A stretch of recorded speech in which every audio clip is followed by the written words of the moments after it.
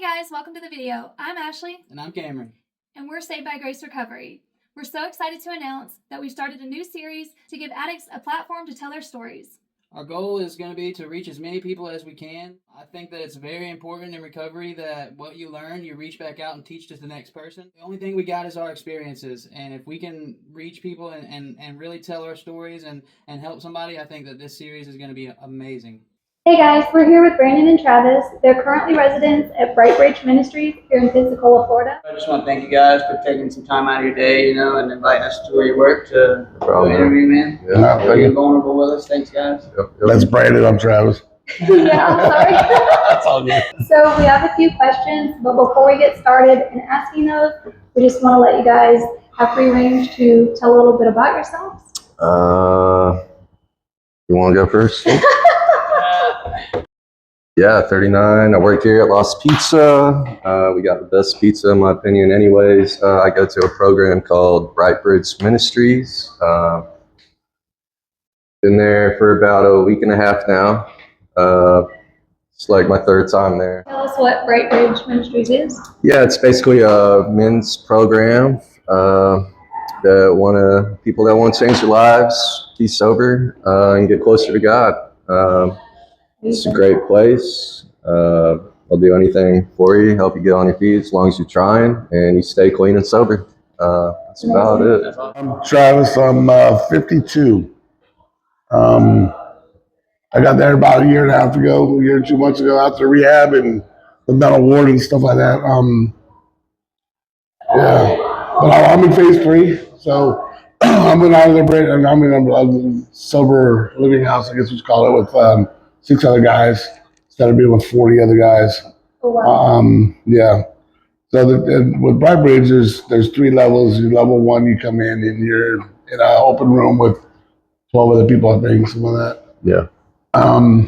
Excuse me. I think it's like 20 now. So yeah, and then so when you phase up, you get a job. They give you a couple of weeks to move up, and they pay you pay a certain amount to live there, and you're in another room with 2 other guys. Basically. Program fees. Oh yeah. Right. It's not rent; it's program fees. Gotcha. Which it's cheap for people to live off.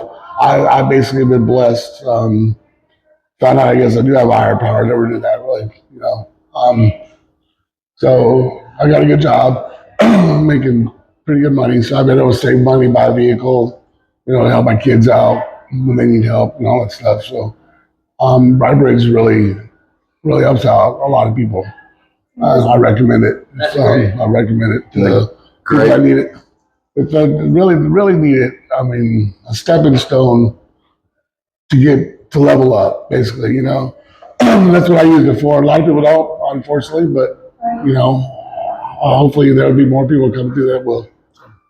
The great thing is about the program fees, though, is it goes back into the program. Right. Nobody's pocketing it or getting rich off of it. It's just goes back to where you stay. Like helps pay the bills, the food, the water, everything else. So you have the choice to go into the sober living afterwards, like what you're doing, and so how does that work? So they asked me a while once I had a pretty good job going, and I saved up for a vehicle, so I didn't rush into nothing. Then I could take my time.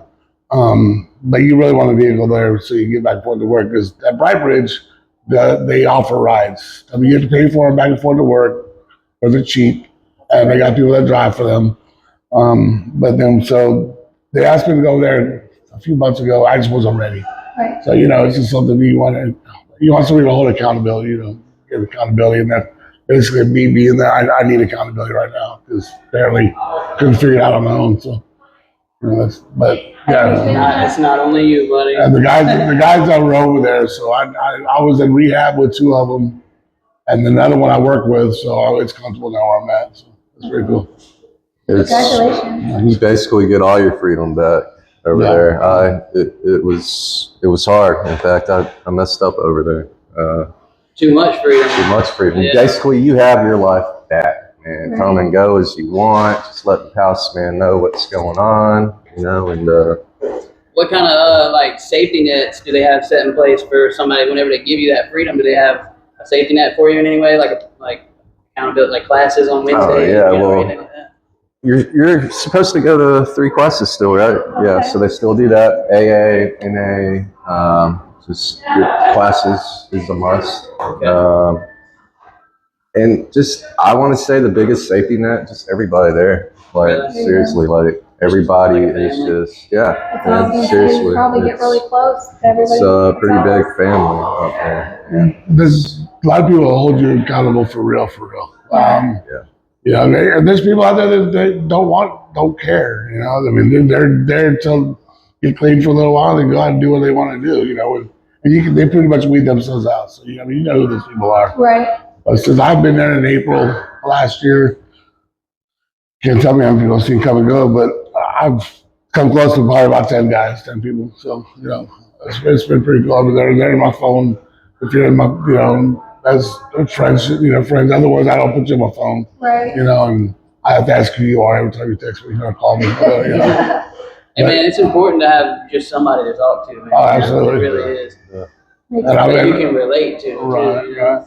And I just gotta say this: we had a meeting last night, or around 2 or 3 yesterday, and a lot of people were talking about how they're gonna miss you. Aw. Like, for a lot of people, actually.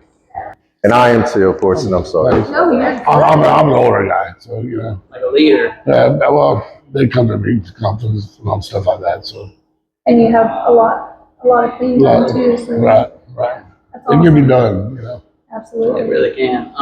One thing I want to know, and if this is too personal, guys, you know, to share. What was it in your active addiction that was just kind of like your final straw moment? Like, what were you like, man? This is getting too much. You know what I mean?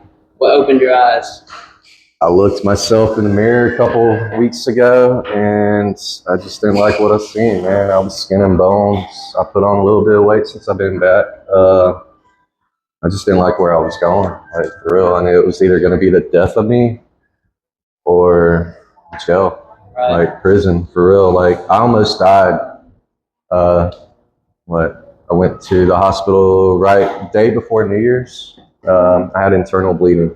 Okay. They did not know why. They couldn't find the bleeding, and it was a miracle it stopped. My hemoglobins was at a 3.6. I think in a male it's supposed to be like a 14 to 16. That's what carries the oxygen into your blood.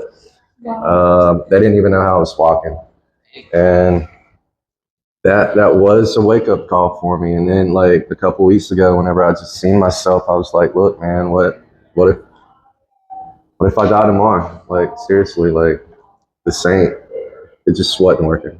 It really wasn't. And called James. Hey, James. I know he's probably going to watch this. And he said I can come back. Awesome. That's awesome that they allow you to come back too.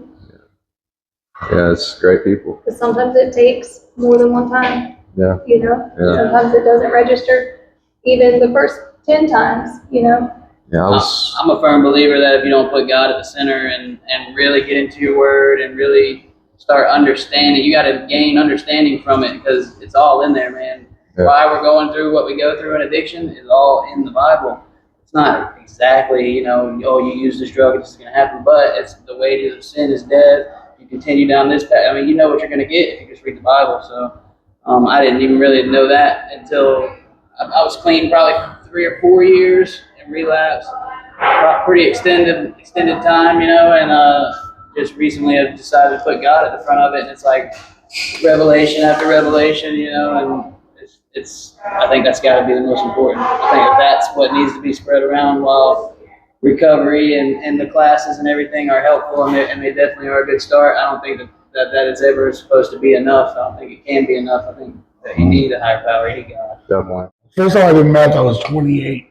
I always done cocaine. I mean, I smoked crack and all that stuff and was heavy into it 2 years ago, but I started doing meth at 48 again. And went through a pretty bad relationship breakup, and I didn't know how to handle it, which is weird because I've never been like that before. Excuse me.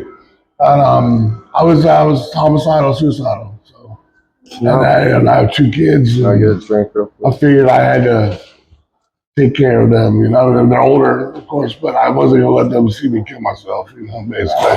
But I tried to do this around my neck. I took pills. Kind of scary. Nightmares are scary.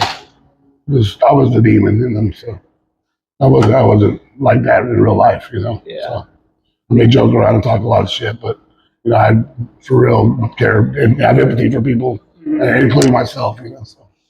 But yeah, that was it. I was, you know, I was gonna kill somebody or kill myself. You know? And that's how I date racked myself. I was in I was in a mental ward over here and for 25 days. Usually they don't keep you longer than like 6 Yeah. or 7 at the most. And I went straight over to rehab. Luckily, I have a good friend in a good high position at Lakeland or Lakeview. I'm sorry, and she's actually the CEO over there, and helped me out a lot get the positions I need to be. And then I wasn't do after my rehab. I had no idea. I think I was going to go back to rehab. I don't know. I didn't know what I was going to do. Right. Like I needed structure. Right. I found that out quick. I needed structure there. So then I found out about Bright Ridge, and I was actually told I wouldn't like it. I wouldn't like the structure kind of stuff they have there because I can be pretty in your face and say exactly how I mean about it. And some people can't take that. You know, that's just the way it is. I'm pretty set in my ways. And, you know, you call me an asshole. I mean, you're right. I'm an asshole. And but you got to deal with it, not me, because I already know I'm an asshole. You know what I mean? So I being around other people, they don't know how to take me sometimes. Like I said, I care a lot about everybody. But I'll tell you, if you're screwing up, and some people don't like that. Some people need that. Yeah, I was about to say Yeah. that. A lot of people need it. I think it says a lot about your guys' character that you did this voluntarily. Like both of you in your story right then came to it on your own terms and realized it was something you needed to do, and you seeked out, found the help. And a lot of people don't do that. You know, a lot of people need someone to hold their hand, and people don't even know about this Bright Bridge place. I didn't know about it. I didn't either. You know, I can't tell you how long I used, and I was an opiate addict, and so when you don't have it, you're sick. You know what I mean? Yeah. And every time I got sick, I would just cry and like, where can I get help? How can I get help? And I never knew nothing like that. You know what I mean? Yeah. So like I started getting arrested. Yeah, And get that's forward. that's what's gonna happen ultimately. Exactly. But then you got to sleep it off. Did you guys ever try to get clean on your own without a higher power? And if so, how did that go? About a week before I did what I did, I actually went to an AA meeting because somebody told me about it, and I thought it was gonna help. But then come Friday, I hit up my guy and I went to the bars and all that stuff. So I knew it was gonna happen. And then by Sunday, that's when I think it was Sunday. I don't remember exactly. Maybe it was a Monday, but that's when I called the police. But as far as I had 40 years of cocaine, and I was getting high with my mom at 12. So, you know, I never really stopped. Like I said, I had kids. I coached Little League and all that stuff, but I was doing cocaine and drinking during those times. You know, quit smoking weed a long time ago. But and then when I met like getting that meth, good thing my kids were growing and out of the house. But you know that I don't know. It's pretty. I didn't get clean. Never cared to be honest with you. I was the life of the party. I liked to party, and I was a weekend warrior. You know, basically. We coached my kids. We'd go to the football park from 6 o'clock to 8 o'clock, and then I'd go out and party until sun came up on Sunday. You know, So you were functioning. functioning crackhead for sure for a while there, for about 10 years. Wow. I spent $500, $700 a week. You know. That's stuff that I took away from my kids, which kills me about it. But they're all right. They're growing. They're in good spots. So, I lost one there for a little while, but come to find out he needed some guiding too. So, I don't know all seasons, but he's doing better now for what he's dealing with. But, I thought he was up in Bright Bridge with him, so at least we have, but he's doing all right. He moved out of state, so hopefully it works out for him. Before Bright Bridge, have you ever tried to get clean without seeking a higher power? And if so, how did that go? No, not really. Like I said, I've always had a good relationship with the Lord, or tried to. There's been a lot of cases I turned away from him. Basically, the only time I've been sober is at Bright Bridge. Like, seriously, every time I leave, I get back on my own. And half the problem, like, to that, I would say, is the crowd that I hang out with, because I mean, a sober person don't want to hang out with a drunk or a drug addict using all the time. So they're gonna be like, look, I don't even want you around. So I hung out with people like me, Right. and that never worked. And you can't get clean like that. You really can't. So There's so much more comes along with hanging out with those types of people. Like, Yeah. you know as well as I do, just being on drugs, like, you're a completely different person. Oh, Like, yeah. I did things I never would have ever thought I would have done, you know what I'm saying? As I'm sure we all have, but it's just mind-boggling sometimes. It is. Yeah, they say people, places, and things. That is I'm very on true. it. 100%. It really is. 100%. I know that now. Right. Yeah. So do you think maybe just spending a little bit more time and working and then going to the sober living like him? Is that your goal? Yeah, that's my goal. At least I'm gonna stay at Brightbridge for a year. I talked to James about it, and I don't want to go back out there, until I at least have a year. Like, because I'm not gonna flush that down the toilet. Just if I got a year clean, I'm gonna make it a year and a day, and a year and a week, and a year and a month. One day at a time. Exactly, and I feel like if I have that much time, I'm not just gonna throw it all away just for a little fix, and then beat myself up about it for a while. And so I'm at least gonna be there for a year. So I had a plan when I got there. My plan was to leave in September this year. So I knew it was gonna be a year and a half. Because come December, after 2 years, I think I'd be on my own ready to go after 2 years. I don't think so. Everything I've read says that the time frame is what I needed. Excuse me. But I left a little bit early, and the reason why is because I'm probably going to move with my job in September. So I figured I needed a couple months on my own before I go get on my own. You know what I mean? So I'm getting accountability with people I'm with right now. So I don't know how much accountability I'll have 2 months from now. Right. So I got to figure I do it on my own and just keep the support system I have. It's really basically my kids anymore. So as long as they stay on my ass, I'll be all right. Yeah, I'll be fine. No, I think I'll be all right. I was done. So I mean, I like I said, I was either going to kill myself or somebody else. And, Right. I mean, I've had no desire to use since I quit. I really have. I just had to learn how to get my head right, how to deal with people when I'm not high. That's the hardest part. I think it takes, a year or 2 years probably for your mind to start coming back. Right. Yeah, that King Baby syndrome that's for real. I don't know if you guys have heard about it, read about it or not, but basically, it's my brain stopped growing when I started using hard drugs. Yeah. Like 14. Yeah. So Oh, that yeah. so I my know that. mentality is still 14. Yep. That's what everything I've heard. Yes. Yeah, when me and her got clean, And it kills me. It hurts. It sucks. it was like, Absolutely believe that. I didn't even know how to cook food on my own. It was like weird. I didn't know anything. How do you do laundry? It was like, So growing up, I lived with my mom. I was thrown out of the house at 15, and then I lived with roommates. I got married, lived with my wife, had kids, lived with my kids. Then my kids were gone and didn't live with anybody. So I didn't live with nobody until I was like 46 years old by myself. Like shit, I didn't know how to handle myself either. Right. I just go forward. Nobody's watching me. Right. You know what I mean? I'm going to throw down. And at 48 years old, that's your mentality. That's not good. It's not good at all.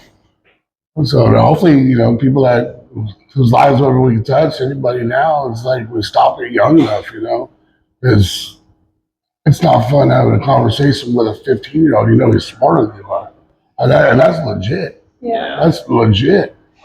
There's some kids I coached in sports that went on to like some major colleges. My kid included, my oldest kid included. That having a conversation with them, I just feel really dumb. Right. I mean, it's because of what I did to myself.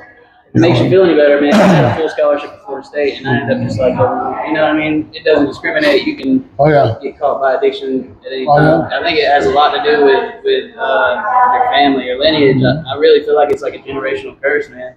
And somebody in your line has to stand up and break it. Right. Is that right? Hopefully we can help a lot more people. Same with like people my age or people that I went to school with, and just seeing how much further they are in life and what they have. And it's like me, I've had stuff and lost it, had stuff and lost it so many times. And I just, for a while, I felt insignificant, or, like I couldn't show my face. I was ashamed and embarrassed, and getting over that part and just realizing you're worth more than what you had, like it does not matter. None of that matters. That took a lot. These kids, I used to have 2 or 3 houses, and families and vehicles that I would never be able to afford. I don't care to afford it, to be honest with you. But, I was like, that's what I should have been a long time ago. That way my kids saw it. I rented all my life. So, I mean, even at Pace, my kids, we had 8 addresses while they were growing up, lived at Pace the whole time, because I couldn't get my shit together, and so hopefully they got theirs, that's all I'm hoping for. At Bright Bridge, do they have any sort of counseling towards helping you with your emotions? I know as a man, it's kind of hard to talk about emotion or even start to even want to identify them because you just kind of feel like you're a man, like who needs that? But I mean, it's really important. So do they help with that? We help each other with that. We have our own meetings. Now, we all have caseworkers. Okay. Since you have a caseworker, if you wanted to seek those types of things like counseling, Exactly. they could get you the resources. Yeah. They get resources. That's what they're basically for. They're not psychiatrists, probably. Right. So, I mean, if you want somebody to talk to, they'll hook it up, like. Most of us there are hooked somewhere in the community, like Lakeview or whatever the other places down the road, Dr. Gary's at. Where they're connected to somebody like that, so they get their own, they stay on their meds, and then times we all have psych meds. Everyone there does. Yeah. So like I have an appointment with my psychiatrist. I mean both of them, to be honest with you. But the next month on the 11th and then the 16th, I have psychiatrist, new psychologist. But yeah, everybody keeps up that up with their own as far as talking to people about emotions and stuff, basically. Right. Or that we'll open up to each other, and And that happens a lot at our meetings too. Like the people at Bright Bridge, like we all, like you said earlier, like a big family. Yeah, for real. Like we might get on each other's nerves here and there, but I mean, as long as everybody sees that you're trying, man, like there ain't nothing nobody really do, to help you out and get you where you need to be. And just give you an ear to talk to, like they'll listen. So I know for me it was always coping when I first started using, like, I don't want to feel bad, so I'm gonna get high. You know what I mean? So until I learned in drug court, we had like weeks worth of classes in there about emotions, and until I learned like how to identify, like why was I feeling this way about something, like am I lacking something, and most of the time it was forgiveness or whatever. So it's good that they give you a psychologist or at least something to help regulate them, so you don't have to ever run into a problem where you have to go back to using again because you never learned how to deal with the source of the problem. Right.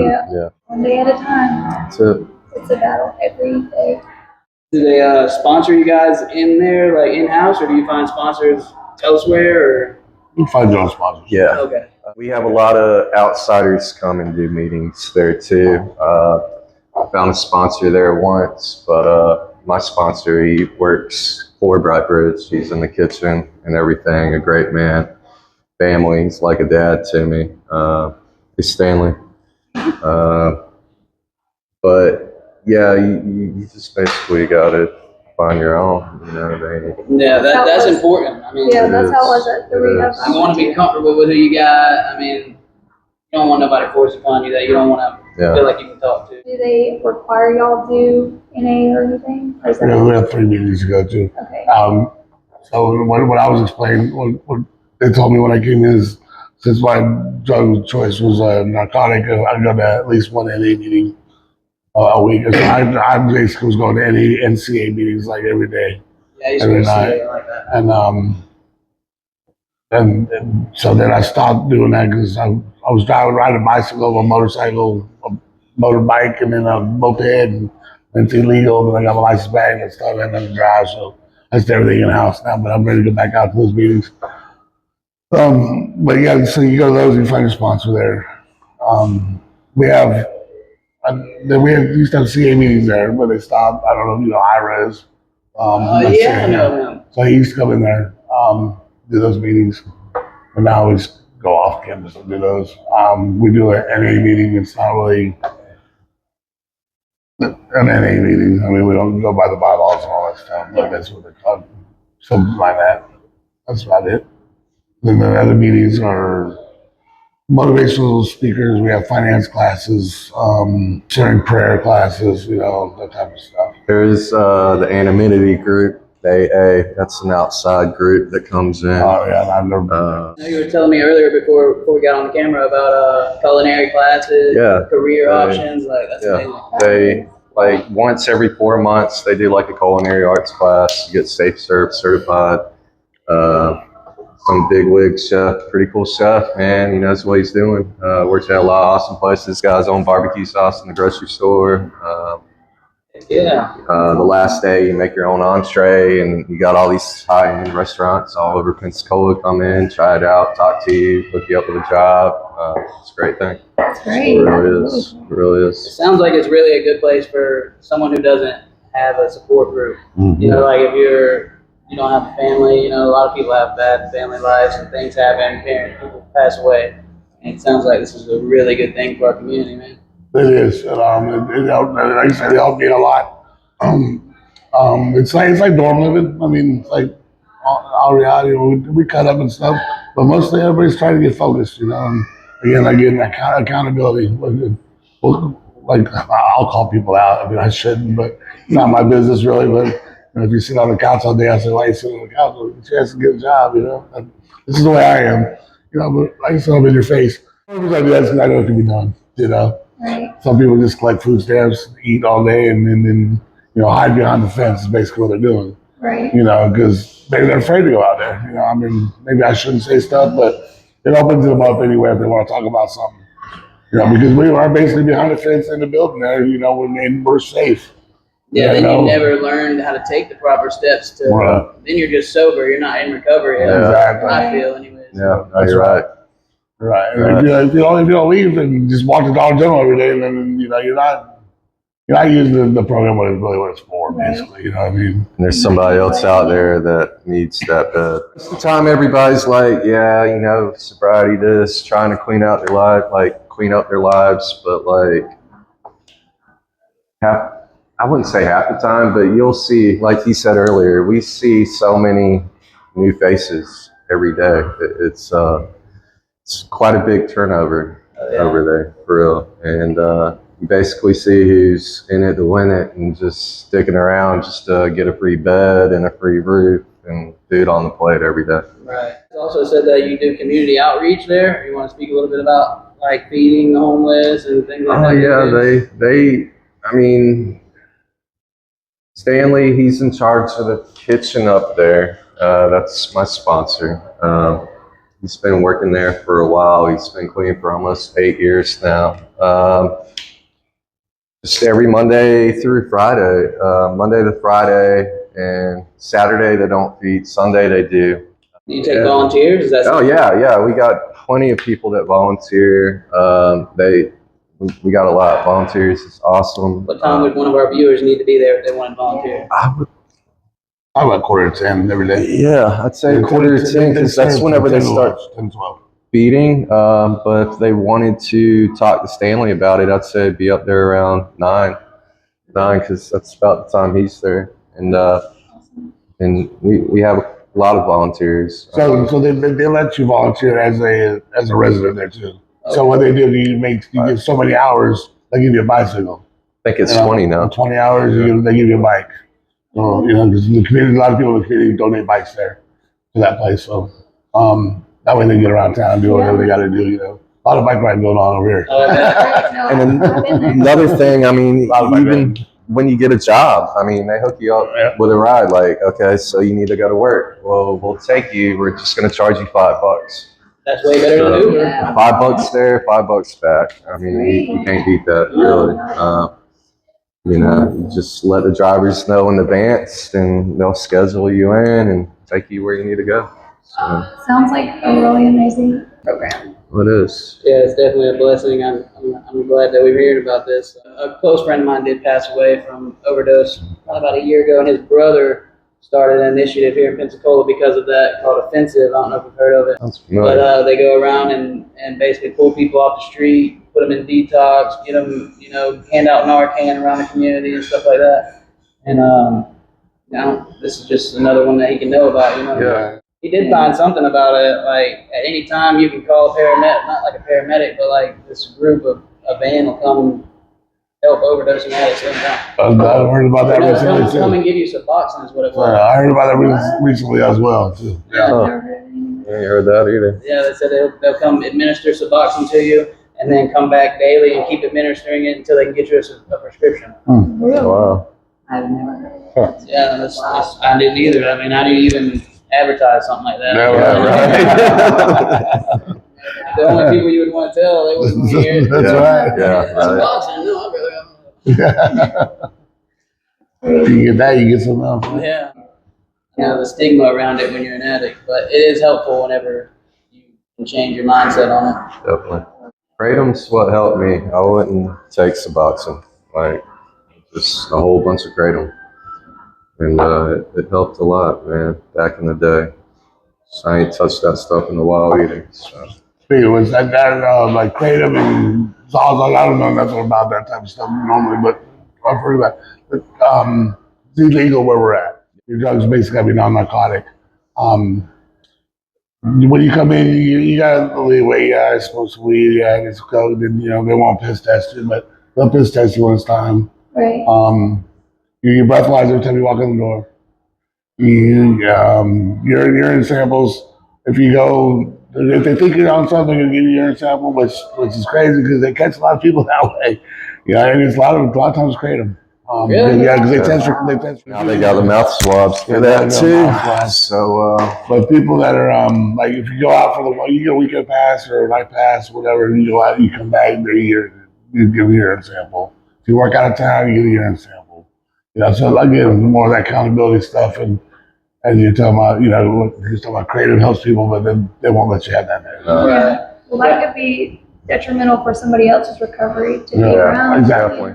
I'm supposed to go to Mexico with my family. I talked to James about that for about 2-3 weeks. And he said, okay, you got to save up the money for a hair follicle. Like, we are going to do one of those on you. I was like, cool. Well, that's good, man, Yeah, because hold you accountable. you don't have to think of a way Yeah, yourself. Like, exactly. how are you gonna, Like, you know what I mean? There ain't no way getting out of that. Yeah, hair follicles pretty set in stone. Pretty much. Come pretty back with much. bleach, blonde, bald head or something. Yeah, he'll probably tell me to pack up. Yeah. You know?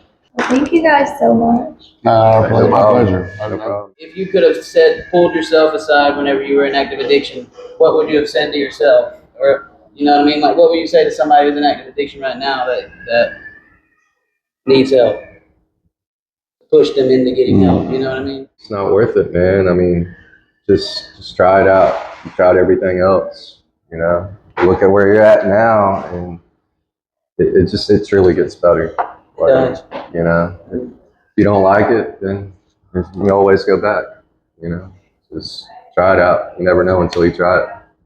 The only reason I'm glad I'm an addict, my sister, man, she's awesome. She just got her bachelorette. She's 20 now.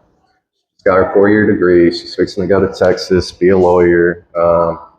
Great kid, but she don't drink, she don't smoke, she don't do anything because she's seen the lifestyle I lived, and she don't want no part of it. She was like, that's how he turned out because of it, or this happened because of that. I don't want no part of it. And I'd say that's probably the best thing that ever happened was that, in my opinion. Right. But It's good you can find a bright spot from something so dark. I mean, yeah. not many people can say that, I would have to say people, places, and things. Look at the people you're hanging out with, the places you're going, things you're doing. If you wouldn't let your little sister do it, don't do it. Get your ass out of there.